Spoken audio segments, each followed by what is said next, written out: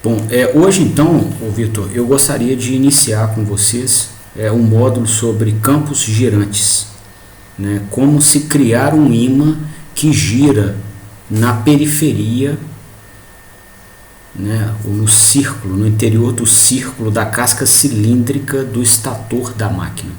Como fazer isso? Quais são as condições construtivas e de alimentação da máquina para conseguir ter um ímã que gira, tá? Por que ter um ímã que gira? Até essa pergunta precisa ser inicialmente respondida. E depois, como controlar esse ímã? Essa pergunta também nos interessa bastante, porque o controle do ímã ou dos ímãs da máquina vai viabilizar o controle de torque eletromagnético, que é o que a gente precisa no final da nossa cadeia de esforços na mecatrônica, tá? Eu vou colocar um microfone aqui para melhorar a qualidade do áudio da gravação. Se você quiser conversar comigo a qualquer momento, só mandar um chat pedindo atenção que eu tiro o microfone e a gente se comunica conversando, tá? Bom, então inicialmente, Vitor, eu queria abordar, né, a questão dos porquês, né? Por que a gente precisa de ter um ímã girante, tá? Eu montei uma apresentação aqui e vou fazer essa aula intercalando essa apresentação com as notas de aula que a gente faz tradicionalmente, ok? Isso vai ocorrer porque a gente tem aqui a análise de fenômenos no tempo e no espaço. Eu fiz uma série de vídeos, né, como se fossem filmes, mostrando os fenômenos nessas duas dimensões, tempo e espaço, tá? E algumas análises elas vão ficar mais ricas se a gente fizer com as nossas notas, né? Se a gente construir o conhecimento, tá? Então, inicialmente, considerando a primeira pergunta que a gente responde nesses módulos todos que eu trabalho com vocês, né?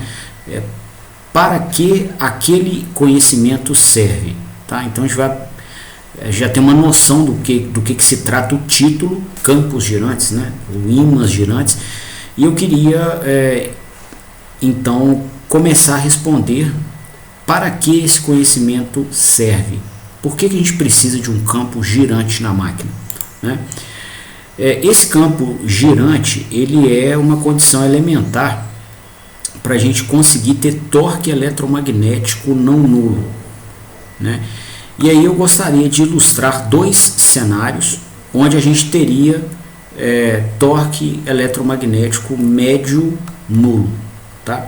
O primeiro deles ocorre com o alinhamento dos ímãs, tá? Então essa máquina ela produz torque, né, pela interação entre um ímã de estator, que eu desenhei aqui em vermelho, tá? Ele tem uma distribuição qualquer no espaço, a gente vai aprender disso, tá? Mas a gente pode descrever essa distribuição como sendo uma soma de senos ou cossenos, tal como preconizado na transformada de Fourier. Então eu retive aqui um seno, né, uma distribuição senoidal do ímã do estator no espaço. Aqui é o polo norte desse ímã, aqui embaixo é o polo sul, tá? E no rotor também vai existir um ímã com polo norte, que é esse ímã azul aqui. Então vai ter o polo norte dele aqui e o polo sul aqui, tá? A gente pode até considerar no primeiro momento a presença de um ímã permanente no rotor, né, cujas pastilhas estejam montadas e girem, rotacionem solidárias ao rotor, ok? E esse cenário, ele vai ser, esse cenário que eu estou apresentando com o ímã do estator vermelho e do rotor azul, a gente vai usar em várias animações dessa aula. Num primeiro momento, né, eu queria ilustrar o cenário onde existe alinhamento dos ímãs. Então, se o polo norte do ímã do rotor, né, se alinhar com o polo sul do estator, aqui na figura o polo norte azul com o sul vermelho, a gente vai observar uma extinção do torque da máquina, ela para de desenvolver torque no eixo mecânico, tá? Então nós não podemos ter o ímã do estator parado. Se ele ficar parado, né, do jeito que a gente viu aqui na animação, vai haver o alinhamento do ímã do estator e do rotor e o cancelamento do torque, tá? Você não tem mais torque aqui na ponta de eixo.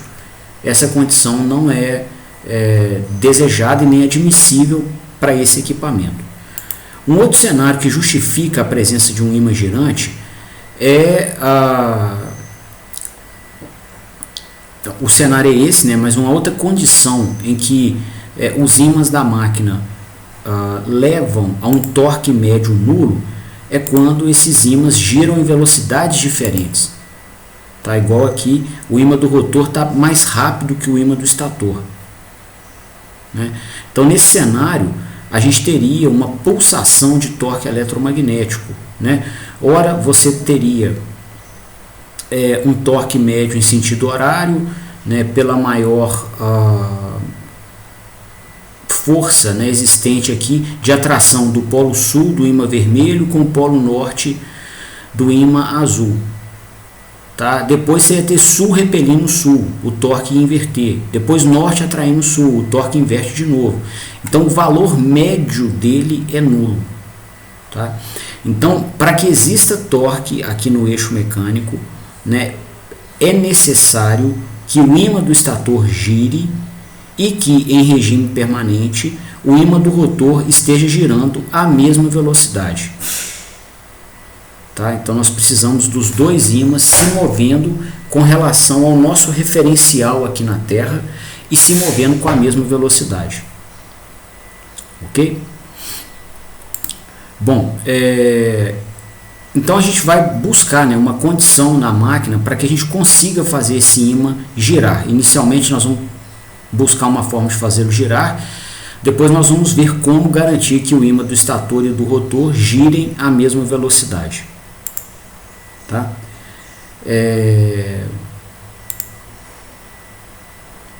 Então aqui a gente ilustra, né, o cenário que nós devemos alcançar. Tá? O ímã do estator tem que girar, que é o ímã vermelho, e girar à mesma velocidade do ímã do rotor, que é o azul.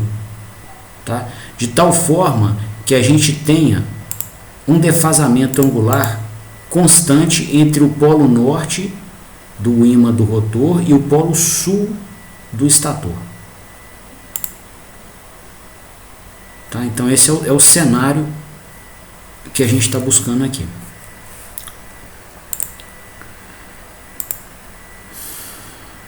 Bom, para que a gente consiga isso, nós vamos ter que atender a uma restrição construtiva da máquina, que é a seguinte: nós vamos ter que montar essa máquina com 3 circuitos monofásicos, que são 3 bobinas defasadas de 120 graus no espaço. Tá? Então aqui a gente teria, onde eu estou passando o mouse, a bobina da fase A, aqui 120 graus depois a bobina da fase B e mais 120 graus depois a bobina da fase C. Tá? Então essa é uma condição construtiva. E nós vamos precisar também de ter uma condição de alimentação, que é dada pela imposição de corrente nessas bobinas defasadas de 120 graus no tempo. Tá? Então essas são as duas condições para a gente conseguir ter um ímã que gira. Tá? Um defasamento de 120 graus no espaço entre as bobinas e um defasamento de 120 graus no tempo entre as correntes que as alimentam. Ok? Bom, e a gente sabe, né, que a gente vai conseguir a síntese desse ímã com a imposição de corrente naquelas linhas de corrente, porque a gente aprendeu isso na segunda lei de Maxwell. Né? A gente consegue, com corrente elétrica, produzir eletroímãs. Tá? Bom, para entender, né, o ímã total produzido pelas 3 bobinas que a gente mostrou, eu gostaria de iniciar uma análise com você, caracterizando o ímã de uma bobina, de uma fase. tá? Então, nesse ponto da aula aqui, eu vou fazer a análise aqui como uma nota de aula. Eu queria construir esse conhecimento com você. E o que está proposto aqui, ô Vitor? Até antes de chegar nesse desenho, tá? A máquina elétrica ela é construída, né, através de uma casca cilíndrica de material ferromagnético no estator.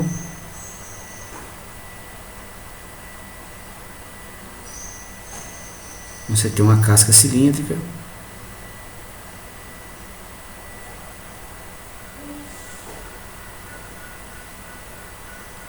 Tá? E nessa casca cilíndrica existem cortes na extensão longitudinal da máquina, de uma ponta de eixo até a outra. Tá? Esses cortes são sulcos aqui na máquina que se chamam ranhuras. Então a máquina vai ter ranhuras, tá? Que são habitáculos para os condutores das 3 fases. Tá? Então a gente vai ter uma série de ranhuras aqui.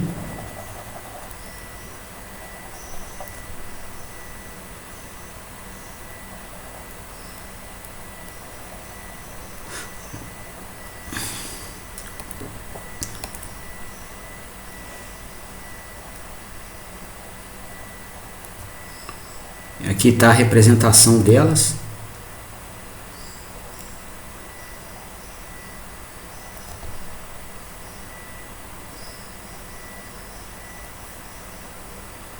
Tá?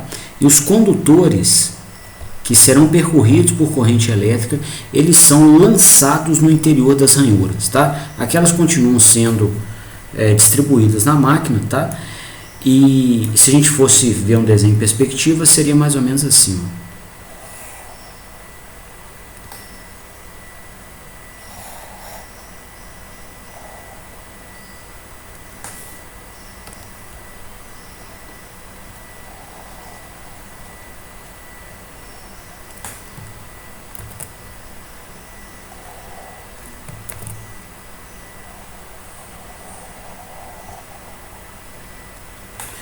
Bom, a gente então vai ter um alimentador aqui, ou a rede de energia, ou um inversor de frequência, né? O inversor até nos daria a possibilidade de impor tensão controlada. Aqui, digamos que seja a fase A do estator, né? E a gente poderia pegar aqui, ó, e lançar, vou colocar numa cor diferente, um condutor da fase A nessa ranhura aqui, ó. Tá? A ranhura, ela guia esse condutor em toda a extensão longitudinal da máquina.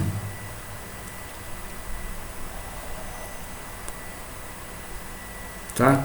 E aí a gente vai ter esse condutor, né, lançado aqui dentro.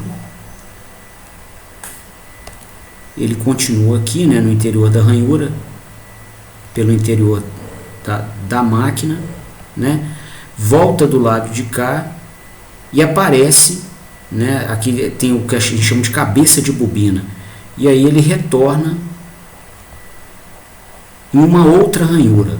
Tá? Qual a ranhura que ele vai retornar depende do critério de bobinagem que o projetista escolhe. Então aqui a gente vai ter uma outra ranhura. Por exemplo, um possível critério é retornar com os condutores a cada 180 graus. Tá? Então ele é lançado nessa ranhura aqui e ele retorna 180 graus depois, nessa outra ranhura aqui. Né? E aí a gente pode continuar bobinando ele, né? Ou seja, montando as espiras. Tá? Estava só olhando aqui qual que é o critério de bobinagem que eu usei para ser coerente no restante da aula. Então a gente vai pegar aqui, né, essa primeira espira, né, ou seja, a primeira volta que a gente deu com o fio em torno do motor é uma espira. Aí nós vamos chegar aqui, né, pela outra cabeça de bobina do motor.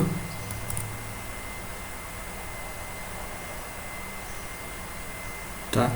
E colocar o condutor na segunda ranhura, né? E fazer o mesmo processo, criar uma outra espira, né? Ter um outro uma outra fonte de força magnetomotriz, uma outra fonte criadora de ímã aqui nessa segunda ranhura. E ela vai ser lançada aqui dentro, né, percorrer a ranhura em toda a extensão longitudinal da máquina, voltar 180 graus depois, por exemplo, nessa ranhura aqui, ó,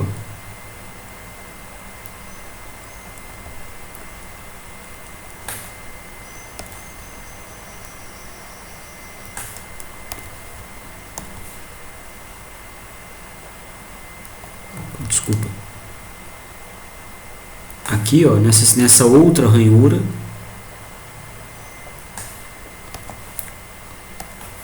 tá? E aqui a gente então formou a segunda espira.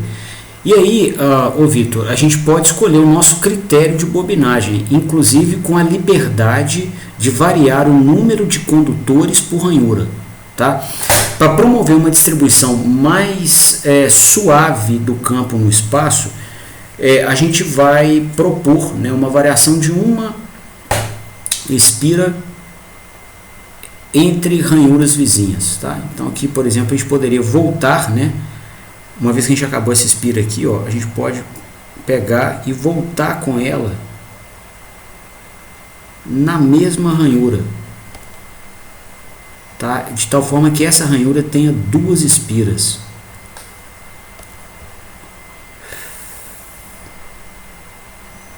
Tá? Então a região do espaço aqui com essas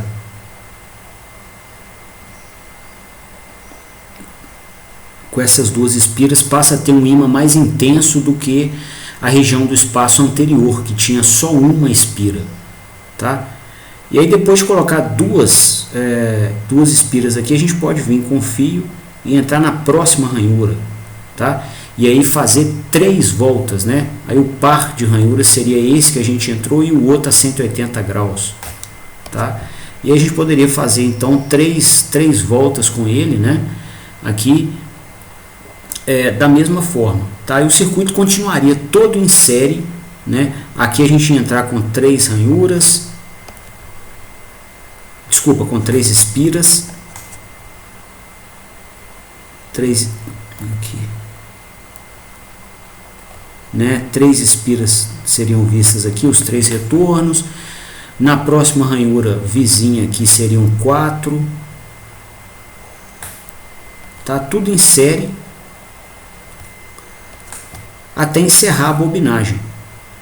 1, 2, 3, 4 condutores, tá? E a gente ia montando isso, né, até encerrar a bobinagem aqui nessa ranhura.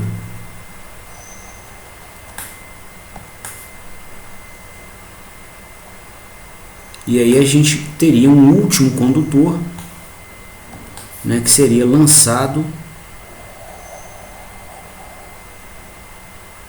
no negativo da fonte de alimentação, tá? Então a gente iria impor uma corrente elétrica aqui nesse circuito, ela ia percorrer todas as espiras que nós mostramos, então todas elas conectadas em série, tá? Compondo o que a gente chama aqui no contexto de máquinas de bobina, né? Essa corrente seria a corrente na fase A do estator, que ia retornar para o negativo da fonte aqui, a mesma corrente. E ela circularia por todas as espiras que nós lançamos na nossa bobina, porque todas elas estão em série. Ok? Bom,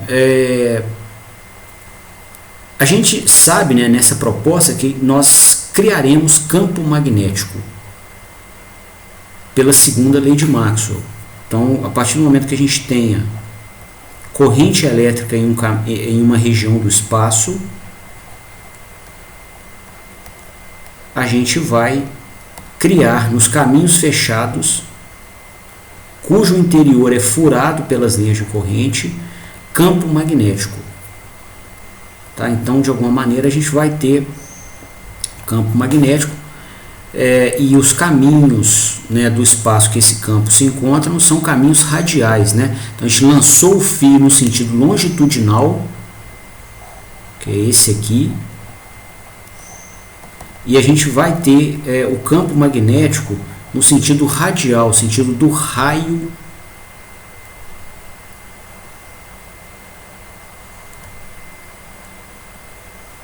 do cilindro do estator. Tá?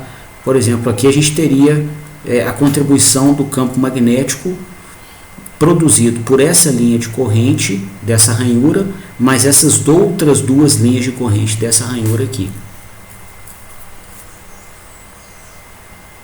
Tá?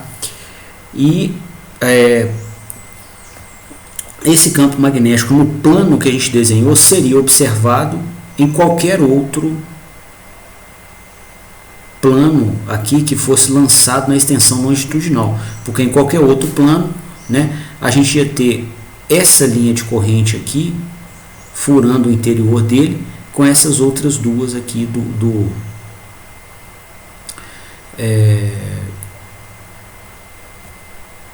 da ranhura vizinha, tá? Então a gente não precisa, já que na extensão longitudinal da máquina, né, qualquer caminho fechado sempre vai, qualquer caminho fechado de mesma geometria, né, sempre vai ter o mesmo número de linhas de corrente furando o seu interior, tá? A gente não precisa analisar, tá, todos os caminhos fechados para cá, né, para caracterizar pelo menos a força magnetomotriz, né, a gente poderia olhar só o que acontece em um corte de seção transversal, tá? Pelo menos para a força magnetomotriz, a fonte criadora de ímã,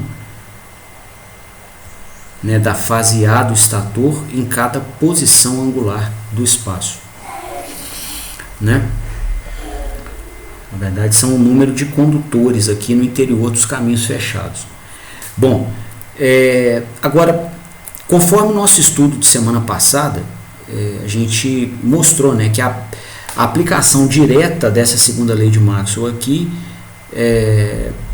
dificulta o nosso modelo analítico, onde a gente está querendo caracterizar o ímã em cada posição do espaço, tá? Então a gente vai marcar uma posição de referência aqui, um θ igual a 0 graus. Por exemplo, aqui, ó,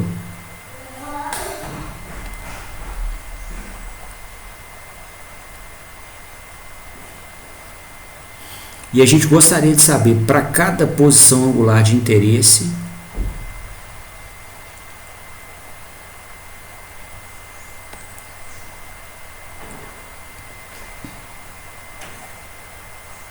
cada posição θ, qual que seria o fluxo magnético total de linhas de campo magnético nessa posição, né? Então, o total de linhas de campo magnético, ou ímã total, ele estaria distribuído aqui por toda a extensão da máquina, né? Até que na caracterização da força magnetomotriz, se você sabe o que acontece em um plano, você sabe o que vai acontecer com a força magnetomotriz para toda a extensão longitudinal. Agora, para o cálculo do fluxo, você tem que considerar tudo, a extensão longitudinal inteira naquela posição angular θ. Tá? Bom, e a gente viu semana passada, né, a gente aprendeu sobre uma ferramenta que ajuda nessa caracterização de ímãs, nesse cálculo de ímãs em sistemas que têm geometrias complexas, né? Essa ferramenta é chamada de circuito magnético, né? E a gente viu que o uso desse circuito magnético demanda inicialmente a caracterização da região do espaço onde o ímã circula, igual a gente marcou aqui, né? Você tem essas linhas de campo circulando aqui, ó. Digamos que a gente queira calcular num primeiro momento esse ímã nessa posição angular, tá? Então a gente vai ter essas linhas de campo circulando aqui, ó.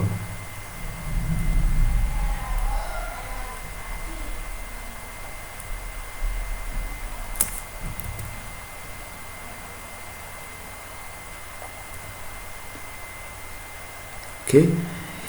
Bom, como é que a gente usa a teoria de circuitos magnéticos, né? A gente vai colocar um circuitinho sobrepondo aqui o equipamento para o qual a gente quer calcular o ímã, né? Então a gente vai caracterizar nesse equipamento, por exemplo, a gente quer o cálculo do ímã nessa posição angular θ aqui, ó. Então a gente vai contar o número de linhas de corrente no interior de um caminho fechado que englobe essa posição θ, né? O caminho fechado é esse aqui, ó.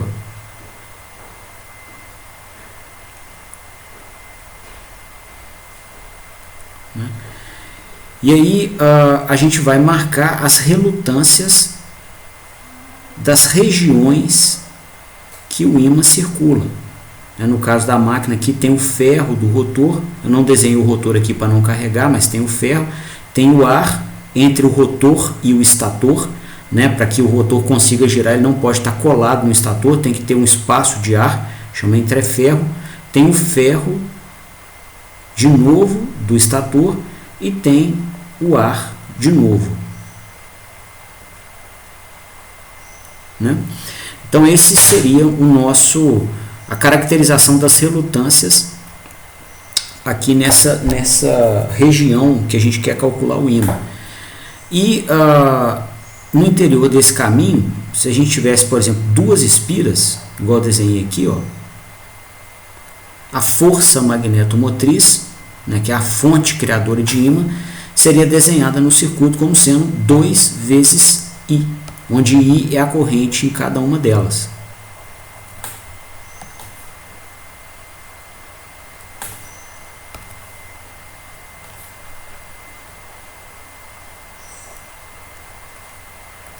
Então está aqui a força magnetomotriz, seria 2 vezes I, né? Ou a gente chamou de IAS, que é a corrente na fase A do estator.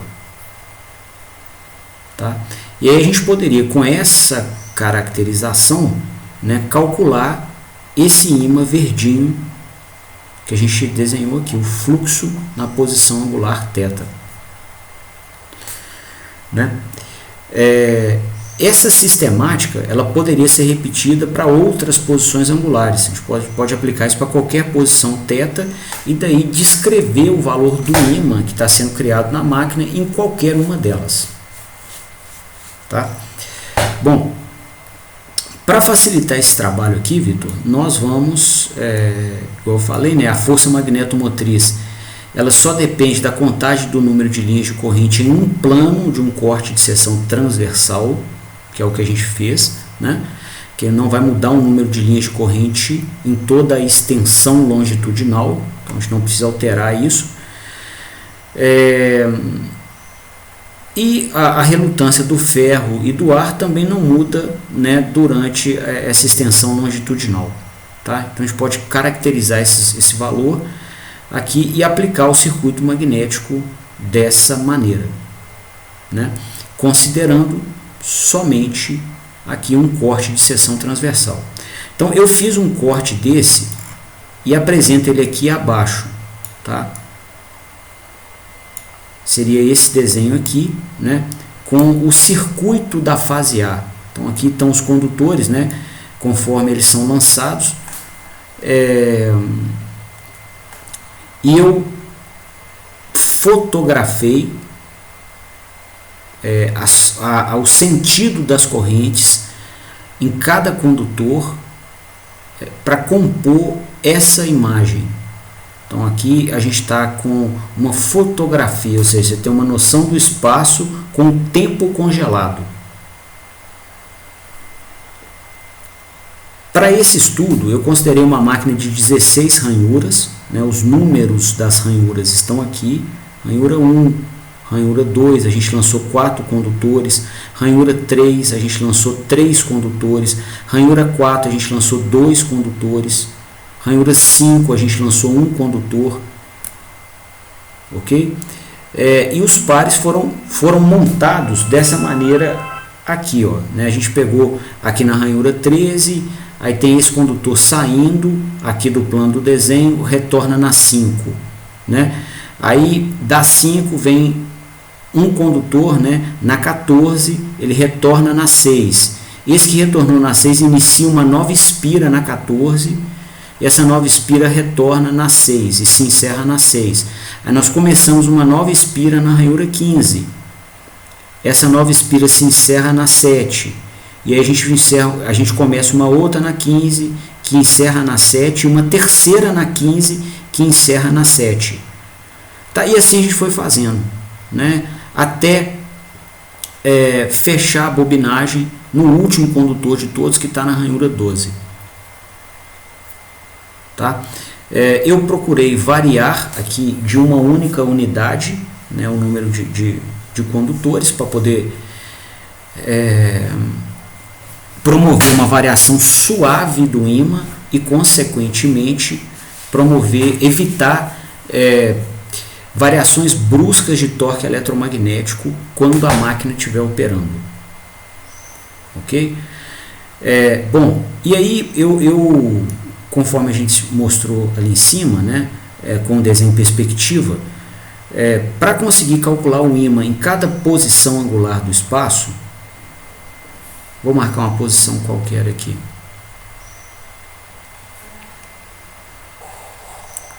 Tá, tipo essa.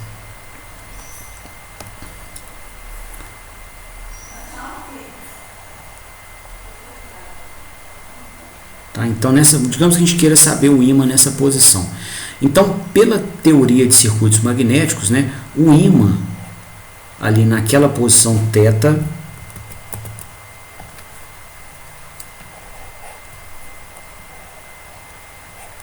seria dado pela relação entre a força magnetomotriz, né, ali da fase A do estator, naquela posição θ, dividida pela relutância total que o circuito magnético correspondente apresenta, né? Foi isso que a gente viu na teoria de circuitos magnéticos.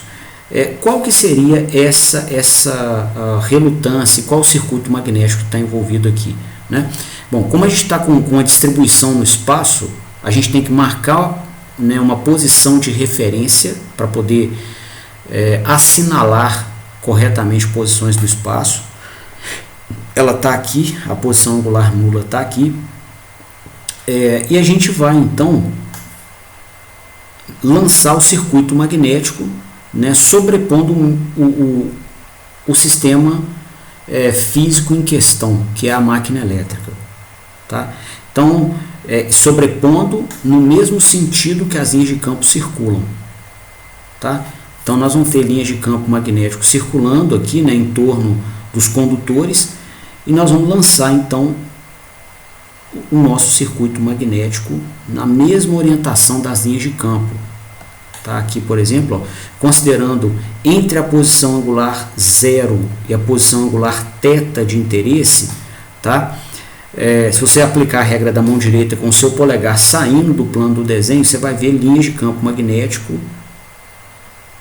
circulando assim, ó.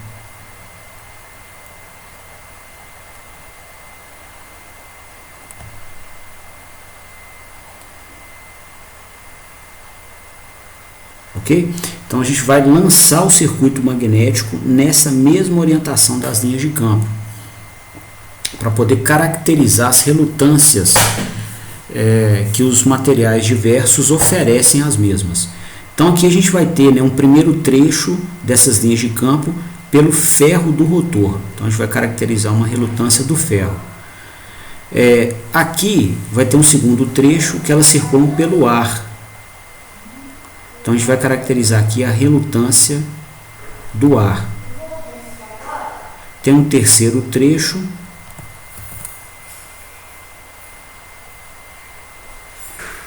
onde as linhas de campo circulam, que é o ferro do estator. Então a gente vai marcar aqui a relutância do ferro, né? E tem esse trecho aqui que essas linhas de campo voltam pelo ar. Então a gente vai caracterizar uma segunda relutância do ar. Além disso, né, a gente precisa, para poder usar o circuito magnético, a gente tem que caracterizar o número de linhas de corrente no seu interior. Então aqui, ó, na ranhura 1 a gente tem 5 condutores e na próxima ranhura, que é a ranhura 2, a gente tem 4 condutores. Tá? Então eu vou fazer uma proposta inicial de modelagem, que a gente vai refinar depois, conforme demanda, ou conforme incoerências físicas que nós venhamos a perceber, e a gente vai colocar 2,5 condutores no interior do circuito magnético, aqui na região da ranhura 1, mais 4 condutores nesse circuito magnético na região da ranhura 2. Tá? Então nós teremos aqui como força magnetomotriz, ou fonte criadora de ímã, 6,5 linhas de corrente. Tá? Até a literatura usa esse nome.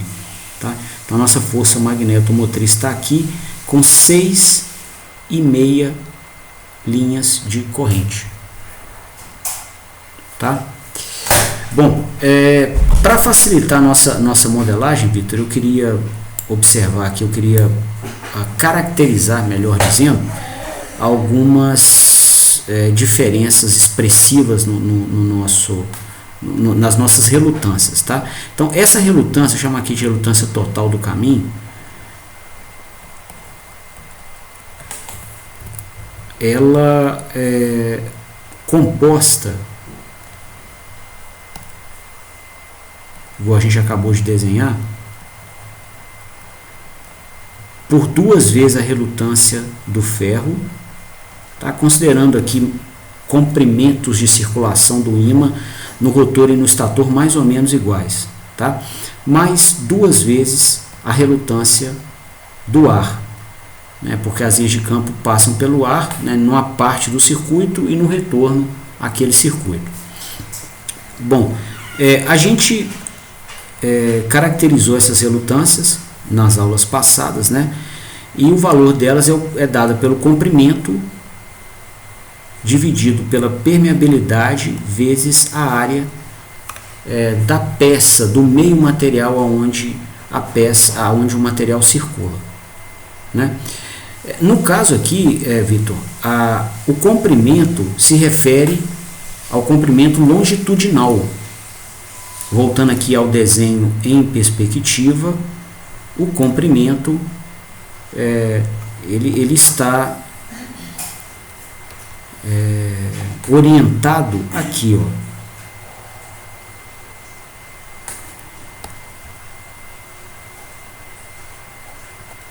Esse seria o comprimento, né,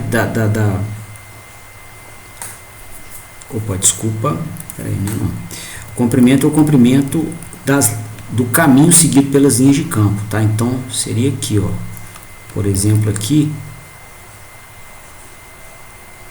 seria o comprimento delas no ar, tá? Aqui seria o comprimento total no ferro, daqui até aqui, ó, tá?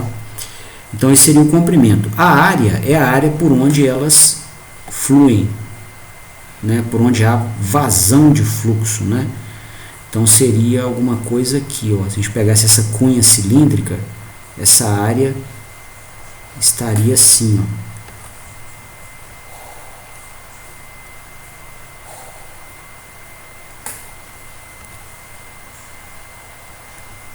Aqui, ó, no interior da máquina, tá? Então seria a área pela qual a gente tem aqui o fluxo magnético atravessando, ok? E o outro parâmetro que influencia na relutância é a permeabilidade do meio, ok? Então seria essa aqui é a interpretação dos elementos geométricos que compõem a relutância. E o que a gente observa aqui, Vitor? Os comprimentos envolvidos no caminho de circulação do fluxo, eles são mais ou menos da mesma ordem de grandeza, tá? Você vai ter uma diferença, talvez no ferro aqui, alguma coisa 10 vezes maior, tipo alguns centímetros, quanto contra alguns milímetros do tamanho do entreferro de ar. Tá? Então no ferro a gente tem um comprimento muito maior do que no ar, não muito maior, tá? Mas uma ordem de grandeza. Agora a área, né, entre as relutâncias do ferro e do ar é a mesma, tá? Basicamente, e vai haver uma grande diferença entre essas relutâncias. Aí essa já é grande mesmo, devido às suas permeabilidades magnéticas.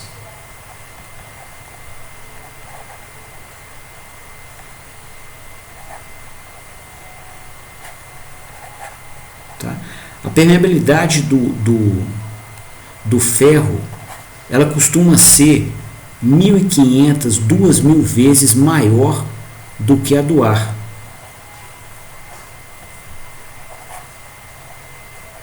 Ok?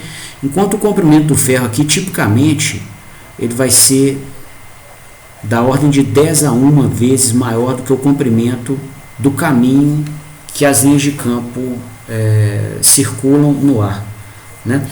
E por essas duas diferenças em ordem de grandeza, tá, a gente vai observar que a relutância do ar, né, já que essa permeabilidade aqui é tão menor do que a do ferro, tá, essa relutância do ar ela vai ser muito menor do que a do ferro. Então, um elemento que realmente impõe restrição à circulação do campo é o ar.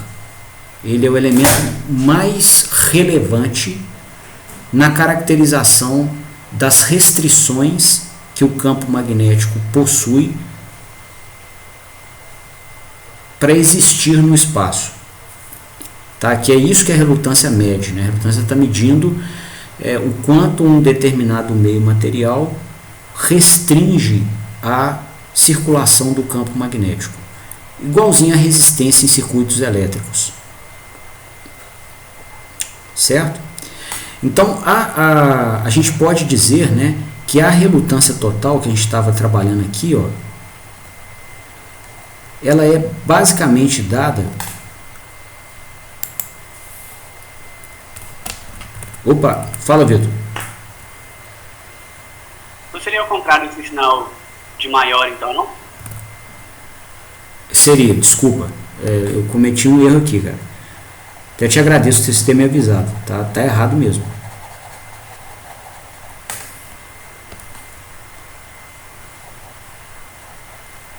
Certinho. Valeu, Vitor. Então aqui a gente pode dizer que a relutância total ela é aproximadamente dada pelo valor da relutância no ar. Tá? Uma vez que, né, pela nossa última análise, a relutância do ar é muito maior do que a do ferro. Tá? Então a gente pode, com isso, dizer o seguinte, que o ímã, né, o fluxo em cada posição angular, seria dado pela força magnetomotriz, né, que a fase A está criando naquela posição angular, dividido por 2 vezes a relutância do ar. Só que tem um outro detalhe aqui, Vitor, na modelagem, que é o seguinte: nós aplicamos certinho, né, a teoria de circuitos magnéticos, não teve nenhuma falha na aplicação da ferramenta. Só que nessa posição do espaço, essa posição θ que a gente está considerando aqui, ó, existem contribuições na criação do ímã de todas as outras linhas de corrente da máquina, não é? Você tem linhas de corrente vizinhas. Então, assim, dentro desse circuito magnético, a caracterização, né, o ímã que ele sozinho cria, está bem explicada aqui. Mas e a contribuição dos vizinhos, né? Então a gente também poderia caracterizar com os demais condutores um outro circuito magnético que teria contribuição também para a síntese do ímã que aparece nessa posição angular aqui. Tá? Então, esse circuito seria sobreposto ao equipamento com os mesmos critérios que a gente fez a sobreposição do primeiro circuito, que é o que está aqui em azul, né? E ele teria então essa estrutura aqui, ó.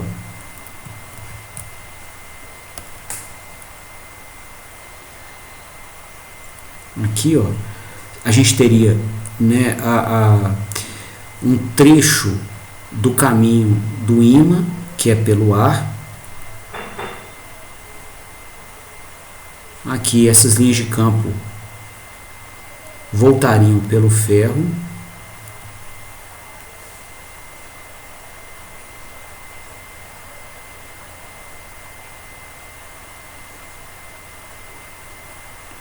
Aqui, ó, né, na posição angular 0, a gente teria uma outra relutância do ar e essas linhas de campo então retornariam pelo ferro do rotor, tá? Por exemplo, aqui, ó.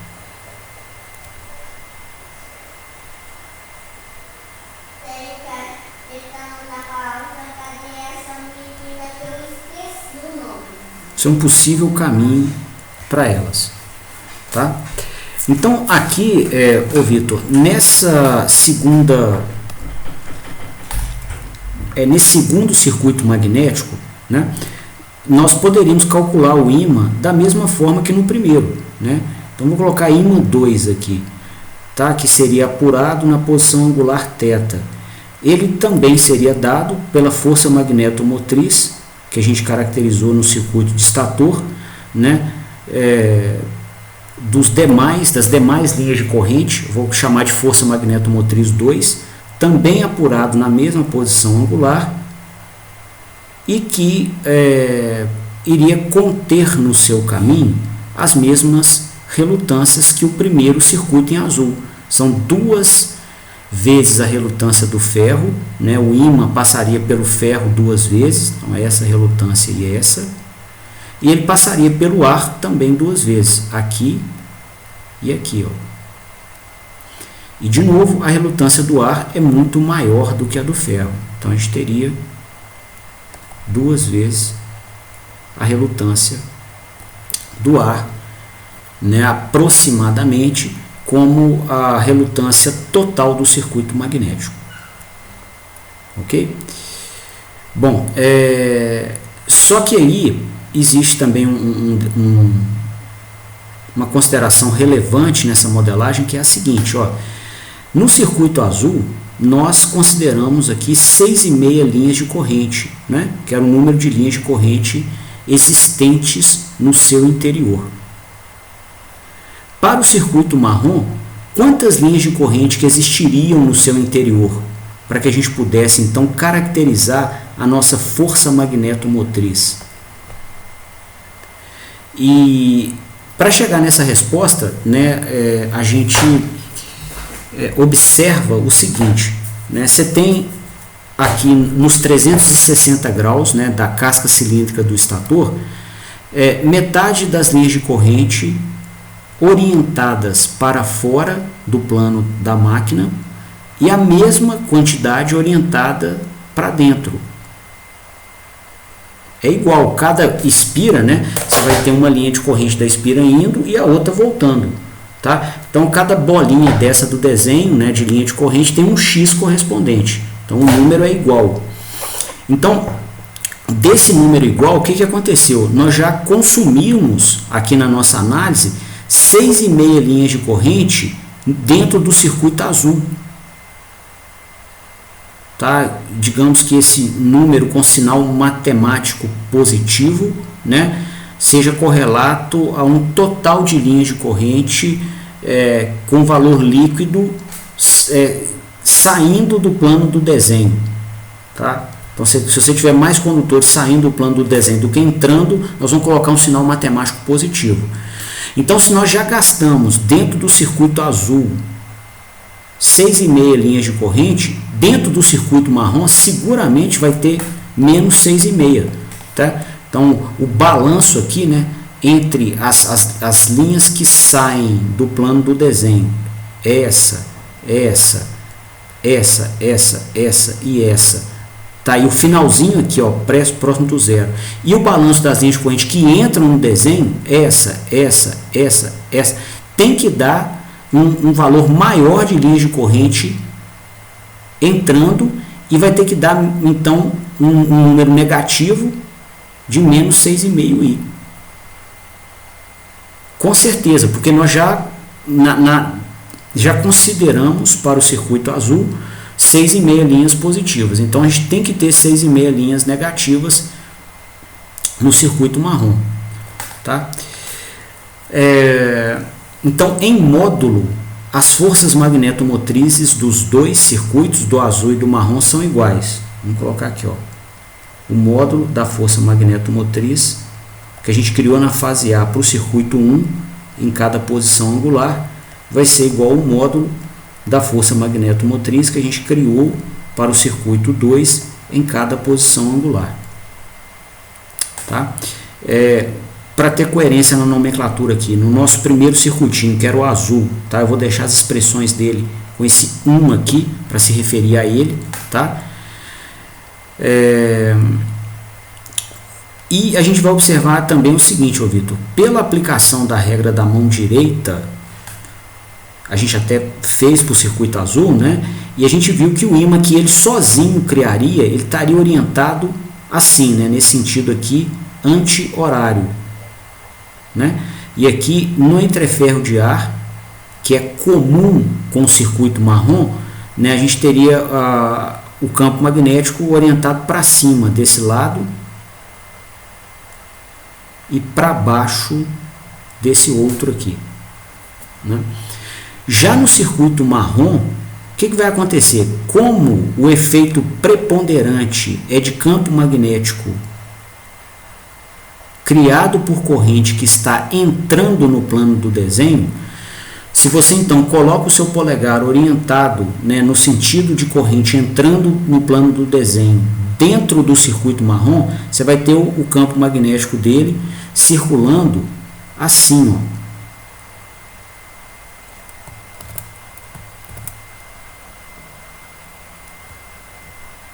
Inclusive aqui, ó, na região que o circuito marrom é comum com o circuito azul, os ímãs dos dois são orientados no mesmo sentido.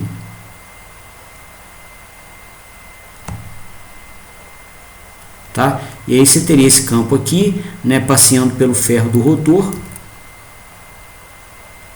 Aqui, ó, na outra região de ar que o circuito marrom tem interseção com o circuito azul, a gente veria as linhas de campo para baixo também, igual a gente viu no circuito azul. Tá? Então o que acontece? Os ímãs são aditivos aqui, eles estão em fase, tá? Na região de ar, aqui em cada posição angular que nos interessa, aqui e aqui, tá? Então a gente pode dizer que o ímã naquela posição angular ele vai ser dado pela soma do ímã do primeiro circuito naquela posição angular, que é o azul, mais o ímã do segundo circuito, que é o circuitinho marrom, né? O ímã do circuito azul foi caracterizado nessa expressão aqui, então ele vai ser dado pela força magnetomotriz do circuito azul, que a gente chamou de circuito 2, circuito 1, dividido por 2 vezes a relutância do ar. E o ímã do circuito marrom, a gente chamou de circuito 2, criando o fluxo 2. A expressão que caracteriza esse ímã está aqui, ó. Então vai ser a força magnetomotriz do circuito 2 naquela posição angular, dividido por 2 vezes a relutância do ar também, né? Só que, bom, além dos denominadores comuns, né, as duas forças magnetomotrizes têm mesmo módulo, tá? Então a gente pode desenvolver essa expressão assim, ó.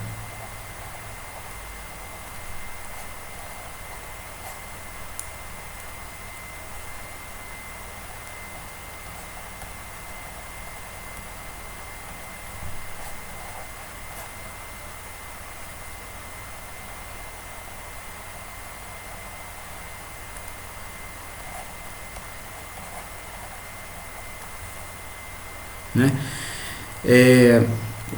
Como os dois ímãs têm aqui, né, igual a gente mostrou as linhas de campo aqui, ó, elas dos dois circuitos magnéticos, elas estão na mesma direção, então a gente vai ter, e as relutâncias aqui sempre são positivas, tá? As forças magnetomotrizes vão ter que ter o mesmo sinal matemático, né? Então elas são iguais em módulo e com o mesmo sinal matemático. Então você pode dizer, né, que, por exemplo, a soma da força magnetomotriz do circuito 1 com o 2 vai dar 2 vezes a força magnetomotriz do circuito 1, que a gente vai então dividir por 2 vezes a relutância do ar. Cortou, finalizamos a expressão. Então o ímã, né, em cada posição angular vai ser dado pela relação da força magnetomotriz, né, daquele circuito 1 que a gente caracterizou no modelo, que é o azul, né, que é o circuito que vai da posição θ igual a 0 até a posição θ de interesse. Tá? Então a gente vai contar o número de linhas de corrente nessas entre θ igual a 0 e o θ de interesse e dividir pela relutância do ar.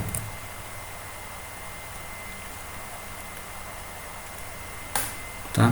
Então vamos escrever isso aqui. Vai ser o número de linhas de corrente que a gente vai contar, né, para a bobina da fase A até a posição θ, vezes a corrente que circula naquela bobina, dividido pela relutância do ar. Tá?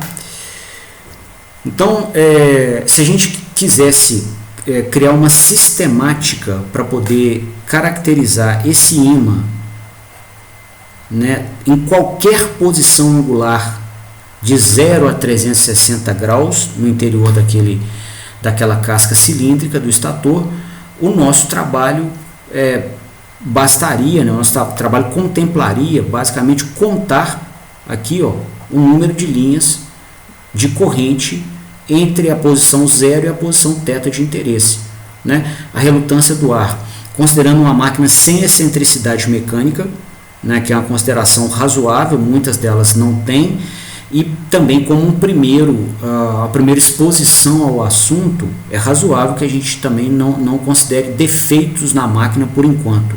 Tá? Então, sem defeitos, sem excentricidades mecânicas, né, que faça o rotor ter outro movimento além de rotação, ou seja, que ele tenha movimentos de deslocamento radial, então inexistindo movimentos radiais, a relutância do ar é a mesma em qualquer posição angular.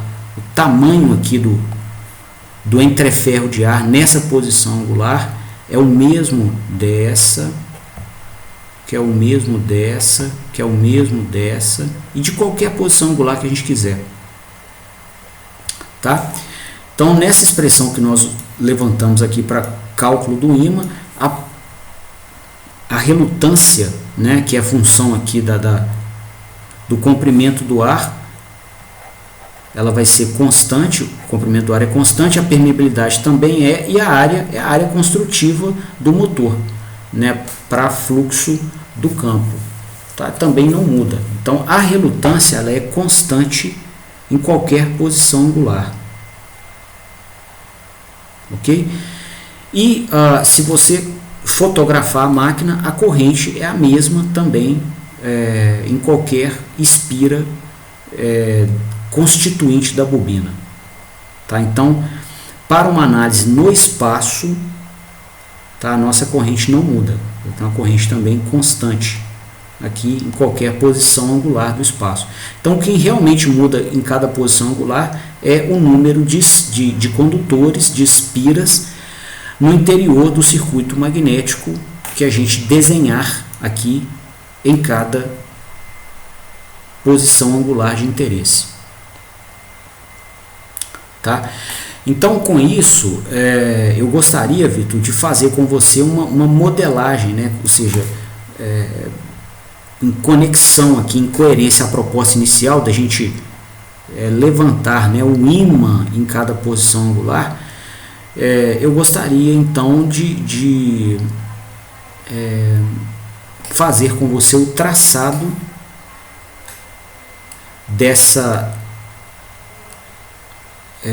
desse fluxo em cada posição. E o que a gente está observando aqui, até antes da gente começar o traçado, só para a gente ter uma estratégia já mais clara, né? Para caracterizar uma forma de onda para esse ímã no espaço, pelo menos começar com a forma de onda, o nosso trabalho vai passar basicamente por caracterizar a força magnetomotriz, já que a relutância é constante. Tá? Então, a forma de onda do ímã no espaço é a mesma forma de onda da relutância. Os valores numéricos são diferentes, né? Porque o ímã vai ser a força magnetomotriz sobre a relutância. Tá? Agora, são dois sinais, né? A força magnetomotriz e o fluxo, eles só se diferem por uma constante. Tá? Então, se a gente olhar qual é a forma de onda da força magnetomotriz, a gente vai saber qual é a própria forma de onda no espaço do ímã. Tá? Aí, se quiser saber o valor do ímã em cada posição do espaço, basta dividir pela relutância. Tá? Então, eu queria inicialmente fazer com você a caracterização do ímã no espaço. Tá? Da força magnetomotriz, no espaço, que ela já vai dar para a gente um espelho do próprio ímã. E ela é muito mais fácil de calcular, né? Basta observar o número de linhas de corrente no interior de cada caminho fechado e multiplicar pela corrente. Tá? Então, eu vou colocar aqui, né, o gráfico para a gente poder fazer isso.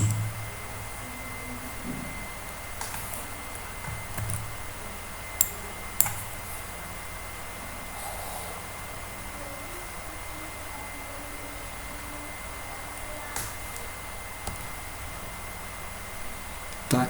Então, nós vamos percorrer os 360 graus da máquina e em cada posição angular a gente vai assinalar a força magnetomotriz. Tá? O tempo da aula de hoje acabou, então eu vou parar por aqui. Amanhã a gente vai fazer isso e vamos depois somar os efeitos das outras duas fases e concluir aqui o estudo sobre campos girantes. Eu queria então abrir a palavra a você para quaisquer dúvidas e esclarecimentos que você queira. Eu estou disponível. Tudo tranquilo, Léo. Eu queria te perguntar, o testinho desse final de semana contempla essa matéria ou até a última aula? Vai entrar essa matéria também, tá?